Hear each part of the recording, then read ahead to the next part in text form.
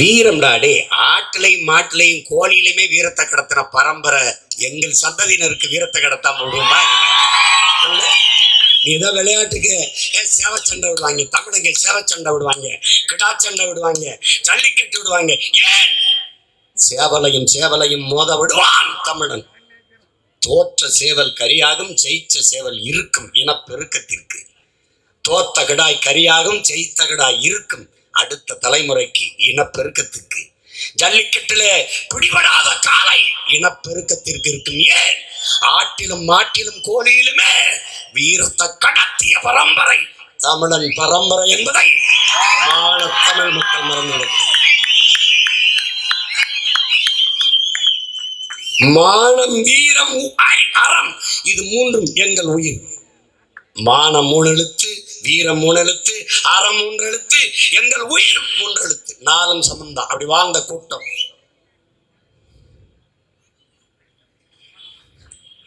மானத்துக்காக உயிரை விட்ட ஒரு இனமிடாது. மானத்துக்காக உயிரை விட்ட இனம். ஒருவன் காலில் விழுந்துதான் வாழ வேண்டும் என்கிற நிலை இருக்குமானா நீ எழுந்து நின்று இறந்து போ. நீ சரணடைந்து வாழ்வதற்கு பதில் சண்டையிட்டு செத்து போ. புரட்சியாளர் பழனி பாபா சொல்றாருல, நாயாக இருந்து 4 வீட்டிலே நக்கி பிழைத்து வாழ்வதை விட சிங்கமாக இருந்து கட்சித்து விட்டு செத்து போ.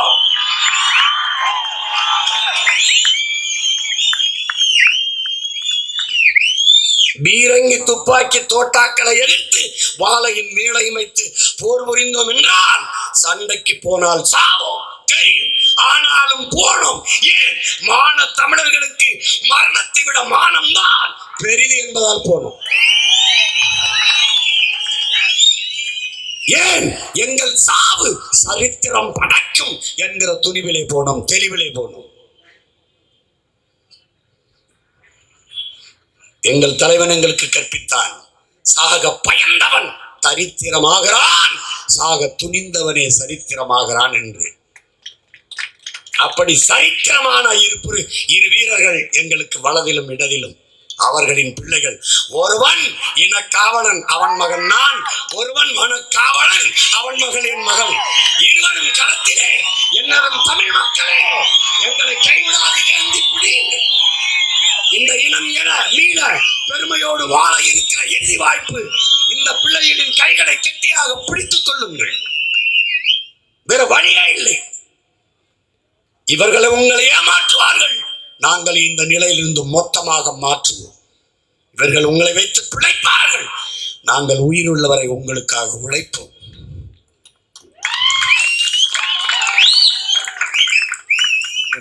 நானும் என் தலைவரும் பேசிக் கொண்டிருக்கும் போது ஐயா வீரப்பனாரை பற்றி பேச்சு. தலைவருக்கு இவர் மேல் பெரிய பற்று, பெரிய பாசம். அவளவரி நாட்டில், நம் இனத்தில் ஒரு வீரன் என்ற மதிப்பு அவர் மேலே. எப்படி இறந்தார்?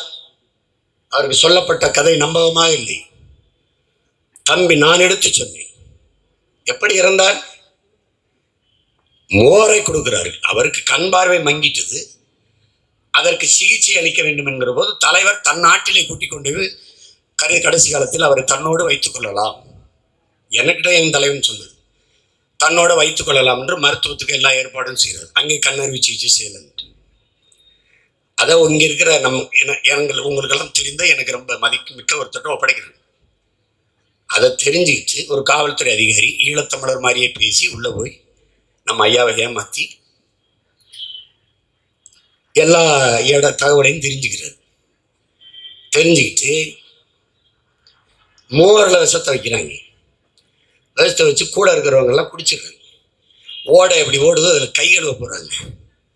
எல்லாரும் குடிச்சிட்டு அங்கே போய் ஒரு மோரை குடிச்சு கை கழுவும்போது அந்த தண்ணிக்கிட்ட போகும்போது ஒரு மயக்கமாக வருது. திரும்பி அதை குடிச்சிடாதீங்க, அதில் ஏதோ இருக்குதுன்னு சொல்கிறதுக்கு திரும்பும்போது நம்மால் எடுத்து குடிச்சிட்டு இருந்தது. இங்கிலீஷ் படம் கூட தோற்று போயிடும். குடிச்சிடாதீங்கன்னு சொல்ல போகும்போது குடிச்சிக்கிட்டு எப்படி நடந்துச்சு. விஷத்தை வச்சு கொண்ட வீணப்பயில்டாவீங்க. நேருக்கு நேரம் சண்டை போட்டு தோக்கடிக்க முடியாதுன்னு தெரிஞ்சு விஷத்தை குடிச்சு செத்துறாரு. 2 நாள் ஆச்சு. ஆடு மேய்க்கிற பையனை உள்ள அனுப்பி இறந்து கிடக்குறாரான்னு பாருன்னு, ஆமா இறந்து கிடக்குறாருன்னு தெரிஞ்சுக்கிட்டு திருப்பி போய் தூக்கிட்டு வந்து மீசையெல்லாம் வெட்டிட்டு அந்த வேனுக்குள்ள வச்சு தூரம் இருந்து சுட்டு ஆட்டு ரத்தத்தை பீச்சி கொண்டுட்டோன்னு பீத்திக்கிட்டு இருந்த பிக்காலி போயிலடா அவங்க எங்களை போய்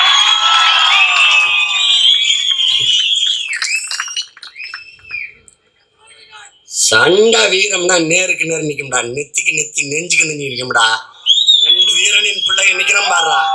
எவனோடும் சேரல, யாரோடும் சேரல. வா குனிஞ்சா உயரம் குள்ளமாயிரும்டா, நிமிந்து நெத்திக்கு நெத்தி நெஞ்சுக்கு நெஞ்சு. அதான்டா வீரம். ஏய், இந்த கட்சிகள்கிட்ட கேட்கிறேன், ஓட்டுக்கு 1 ரூபா காசு கொடுக்காம என்னை வீழ்த்தி காட்டு நீ பாக்குறேன். என்னை கண்டு காட்டு.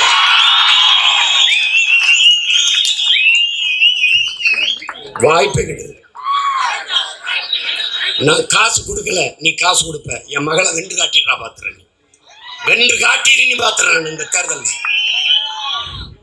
3 ஆண் வேட்பாளர், ஒரே ஒரு பெண் புலியை நான் நிறுத்திருக்கேன். என் மகளை நிறுத்திருக்கேன். தமிழ் பேரினத்தின் மொத்த வீரத்தையும் ஒன்றாக சுருக்கி என் பாட்டி வேலு நாச்சியார் வடிவில இந்த நிலத்திலே நிறுத்திருக்கேன். வீர மகளை நிறுத்திருக்கேன்.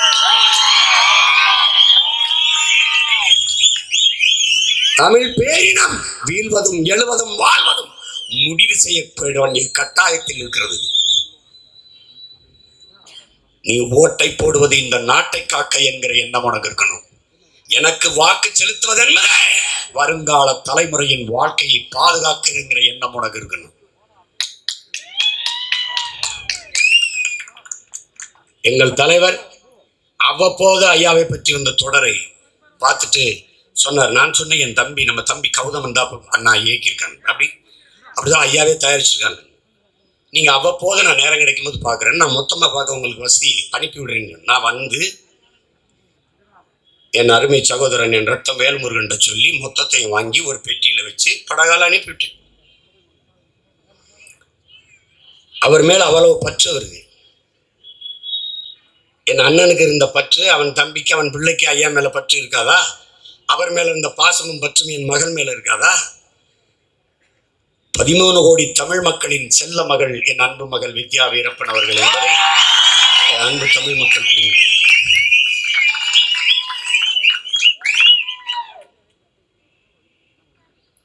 எங்களை அழிக்க நினைப்பார்கள், ஒழிக்க நினைப்பார்கள், தமிழ் இனம் நிமிரக்கூடாது என்று நினைப்பார்கள், எழுச்சியுறக்கூடாது, மீட்சியுறக்கூடாது என்று நினைப்பார்கள்.